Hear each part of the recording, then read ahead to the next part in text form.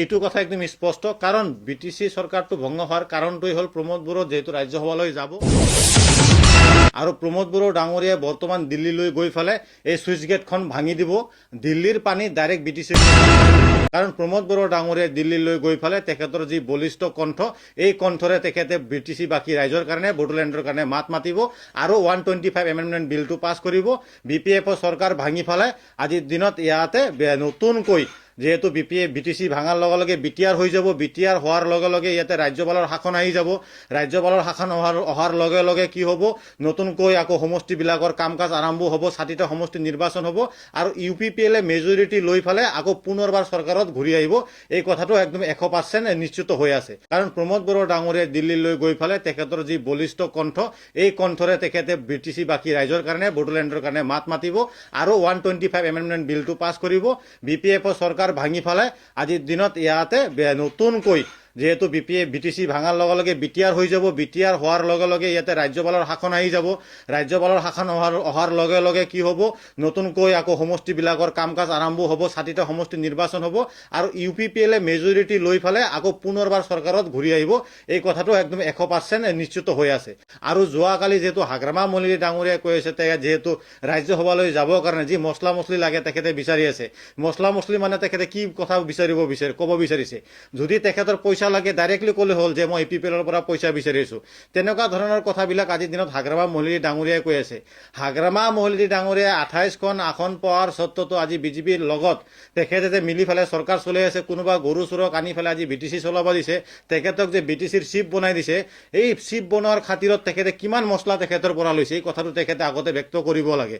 আৰু এই চিণ্ডিকেট ৰাজ চলাই পেলাই কিমান মছলা তেখেতে কালেকশ্যন কৰি আছে, 2 লাখ টকাৰ চেকৰ নামত 50,000, 60,000, 70,000লৈকে তেওঁলোকে আজিৰ দিনত মছলাবিলাক কালেকশ্যন কৰি আছে। কিমান মছলা কালেকশ্যন কৰি আছে, এই কথাবিলাক তেখেতে আজিৰ দিনত জনাব লাগে। পৰিৱৰ্তনৰ নামত ৰাইজক আজি তেওঁলোকে খালী বৰ্তন দি আছে।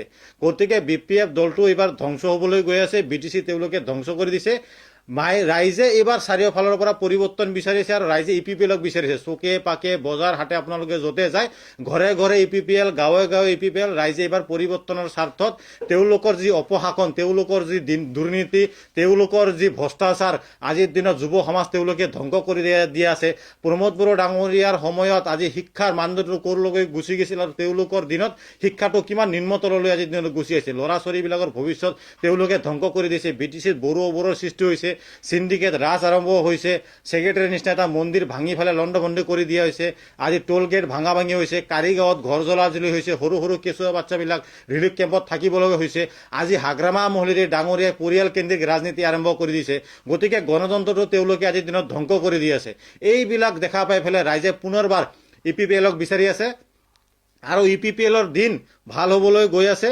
আৰু এই যোৱাকালিও মই দেখা পাইছোঁ BPF দলৰ পণ্ডিত ৰিঞ্জয়ে এটা কথা কৈ আছে যে EPPLৰ গছৰ মূৰাটো বোলে পচি গৈছে, EPPLৰ গছ পচি গৈছে। গতিকে EPPLৰ গছ পচা নাই। ৰিঞ্জয় বড়ো ডাঙৰীয়াৰ গছৰ শিপাটো দুদিন আগত ক'ত আছিল, ছাজান আলী আহমেদ ডাঙৰীয়াৰ গছৰ শিপাটো দুদিন আগত ক'ত আছিল, কামাল আজাদ ডাঙৰীয়াৰ গছৰ শিপাটো দুদিন আগত ক'ত আছিল, এই কথাবিলাক তেওঁলোকে আজিৰ দিনত ৰাইজৰ ওচৰত জনাব লাগে। আজি ফাগুন মাহ, চৈত মাহ চলি আছে, এইটো বছৰত গছৰ পাতবিলাক আজিৰ দিনত সৰি পৰে। যিহেতু বহাগ মাহ আহি আছে, বিধানসভা নিৰ্বাচনৰ পিছত নতুনকৈ EPPLৰ পাত গজিবলৈ গৈ আছে, গছত ফল লাগিবলৈ গৈ আছে আৰু BTC বাকী ৰাইজে এই গছৰ ফলটো পাবলৈ গৈ আছে আৰু ধুনীয়া এটা পৰিৱেশ, শান্তিময় পৰিৱেশ আজিৰ দিনত EPPLে তেওঁলোকক দিবলৈ গৈ আছে। ধন্যবাদ। যিহেতু সমাগত বিধানসভা নিৰ্বাচন, আপোনালোকে সকলোৱে EPPLক ভোট দি ফালে EPPLক প্ৰমোদ বড়ো ডাঙৰীয়াৰ হাতটো মজবুত কৰিব লাগে। আৰু প্ৰমোদ বড়ো ডাঙৰীয়াই EPPL এইবাৰ দিছপুৰত কিংমেকাৰ হ'বলৈ গৈ আছে আৰু EPPLৰ বাহিৰে কোনো ৰাজনৈতিক দলে এইবাৰ দিছপুৰত চৰকাৰ গঠন কৰিব নোৱাৰে। এই কথাটো একদম স্পষ্ট। আৰু BPFৰ যিকেইটা MLA আছে তেওঁলোকৰ MLA এটাও জিকিব নোৱাৰে। 15টাৰ ভিতৰত EPPLে 15টাতে আমি খেলিম, 15টাতে আমি জয়ী হ'ম আৰু BTCৰ বাহিৰতো আমি 5টা খেলিম। যোৱাকালি আমাৰ দলৰ ফাউণ্ডাৰ প্ৰেছিডেণ্ট UG ব্ৰহ্ম ডাঙৰীয়াও এই কথাটো জনাইছে।